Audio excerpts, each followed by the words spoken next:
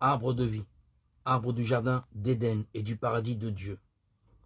L'arbre de vie représente l'amour de Dieu et est appelé le plus grand de tous les dons de Dieu.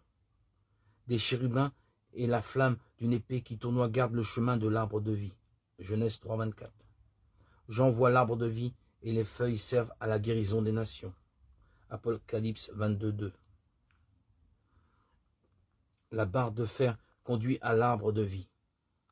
Un gouffre affreux sépare les méchants de l'arbre de vie. Il faut qu'il y ait un fruit défendu par opposition à l'arbre de vie. Venez au Seigneur et prenez du fruit de l'arbre de vie. Si nos premiers parents avaient pris de l'arbre de vie, ils auraient été malheureux à jamais. Si vous ne nourrissez pas la parole, vous ne pourrez jamais cueillir du fruit de l'arbre de vie. Le Seigneur planta l'arbre de vie au milieu du jardin. Dieu chasse Adam d'Éden, de peur qu'il ne prenne de l'arbre de vie et ne vive à jamais. Arc-en-ciel, signe ou symbole de l'alliance de Dieu avec Noé. Genèse 9, 13.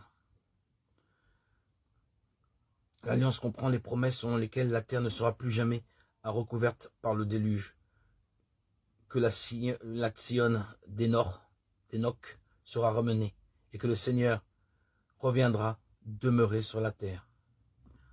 Archange. Le Seigneur descendra du ciel à un signal donné à la voix d'un archange. Michel et l'archange.